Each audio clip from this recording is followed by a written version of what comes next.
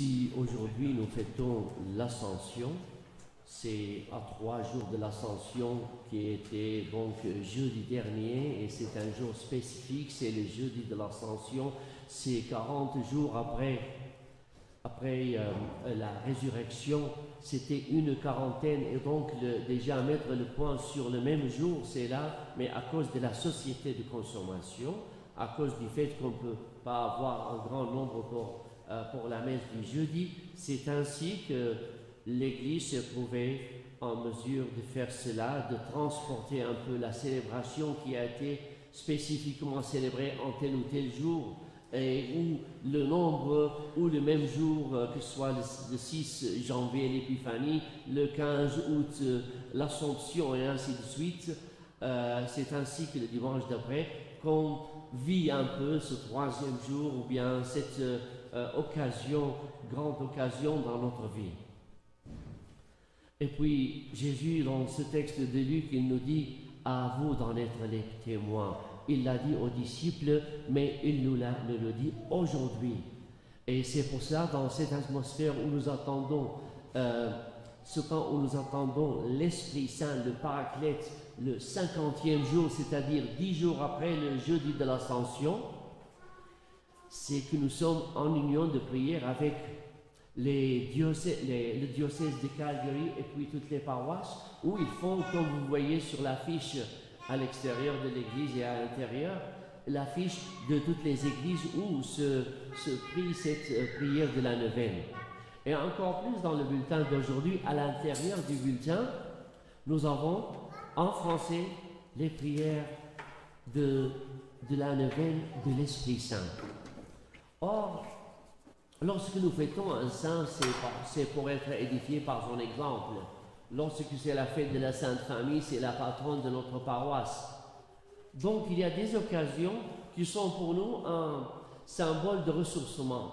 Mais l'occasion du Paraclète, le défenseur, la descente d'Esprit Saint dans le jour de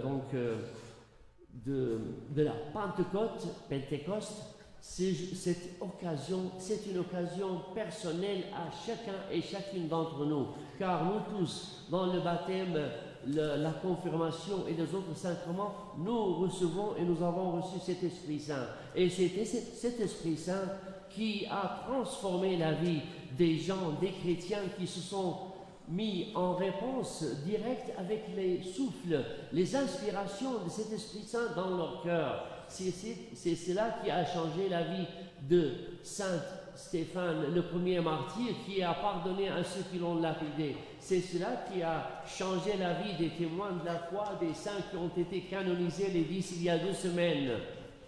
Donc c'est une occasion pour nous de nous ressourcer et de nous inspirer de ce que nous souffle, nous inspire l'Esprit Saint à l'intérieur de nous-mêmes. Lorsque j'ai demandé à nos 2 séminaristes qu'est-ce qui peut motiver quelqu'un pour se mettre dans cette voie de la vocation sacerdotale, ils ont dit c'est ce côté spirituel. Il y a une spiritualité qui anime les chrétiens et chacun trouve selon cette spiritualité son cheminement. Que ce soit dans la vie appelée au mariage, que ce soit appelé à une vie d'une cause pour les pauvres, pour les sans-abri, ou pour les jeunes, que ce soit dans la vie consacrée ou dans la vie laïque. Donc, lorsque nous avons le témoin de certains gens de nos temps aujourd'hui, c'est une réponse à ce qu'a dit Jésus à ses disciples et à nous tous à travers eux. Vous en êtes les témoins de cette joie de l'ascension du Seigneur. Au lieu, après ces quarantaines, comme si c'est en général ou en principe comme un deuil de l'absence physique de Jésus. Et donc c'est en ce 40e jour, cette quarantaine de la douleur après la mort de Jésus et puis après l'expérience de sa résurrection parmi eux, après cela, il retourne à Jérusalem après cette quarantaine, disons, de deuil, mais d'expérience. Et puis, il retourne avec cette acquisition, cette acceptation d'avoir vu le Seigneur partir définitivement, d'avoir clôturé sa présence physique parmi eux, comment il retourne à Jérusalem? Il retourne rempli de joie. Rempli de joie après le départ de Jésus. Donc, cette joie que Jésus a mis dans leur cœur, c'était cette espérance et cette foi profonde qu'il est avec eux, qui les inspire par sa vie, par ses enseignements et par la fraction du pain. Mais ce qui aussi m'a attiré l'attention, c'est que après leur cheminement de 3 mois, de 3 ans, c'est beaucoup plus que 3 mois, de 3 ans avec les disciples, avec cette expérience de la quarantaine, et après cette joie qu'ils ont, ils retournent, comme c'était le cas de Jésus, ils retournent où? Au temple. Ou comme Jésus allait au temple ou à la synagogue. Ils retournent bénir le Seigneur. Et lorsqu'ils retournent, c'est qu'ils partagent la prière, les psaumes, avec nos frères, nos aînés dans la foi, les Juifs. Donc ils sont là, et ils sont parmi les Juifs. Ils rendent grâce au Seigneur, ils bénissent le Seigneur, ils prient leur prière. Et c'est à partir de la Pentecôte qu'ils ont eu leur cheminement spécifique, qu'ils ont cheminé à évangéliser le message du Seigneur, et que de là, ils sont un peu, faisaient partie de ce que nous pouvons appeler cette communauté judéo-chrétienne. Et après la Pentecôte, les centaines qui ont été évangélisées par eux, ces centaines, ce sont une partie, que ce soit de la diaspora, de tous ceux qui sont venus, des Hébreux, des non-Hébreux, qui sont venus pour la 50e, c'est-à-dire le 50e jour de la Pâque.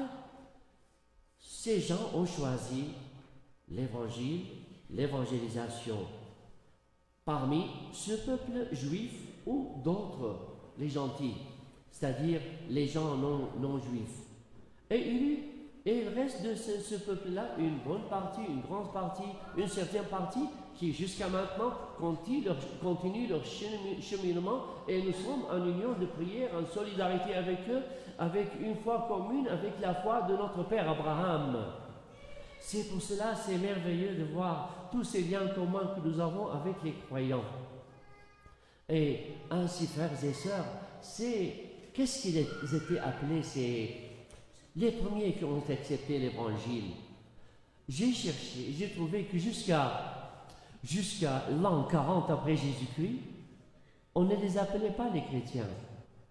On les appelait ce que nous pouvons avoir nous-mêmes, parce que nous sommes remplis de l'Esprit Saint, nous sommes habités par l'Esprit Saint. Ils sont appelés les saints.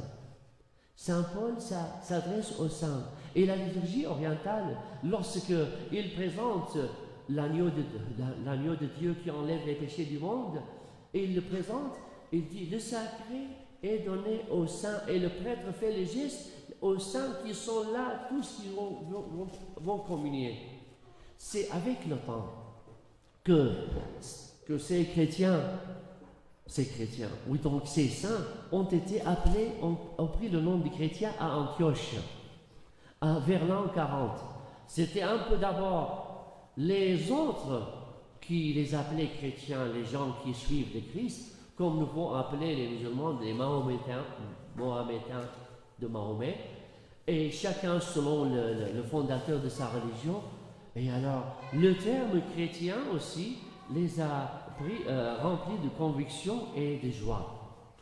Frères et sœurs, vivons cette neuvaine, cette attente de l'Esprit Saint comme une fête personnelle pour nous tous, pour chacun et chacune d'entre nous. Et déjà, c'est un arrangement providentiel que nous ayons parmi nous 2 jeunes séminaristes qui sont ces témoins de la foi, qui ont été aussi touchés par l'Esprit Saint au fond de leur intérieur, pour témoigner de leur foi et de leur volonté d'évangéliser.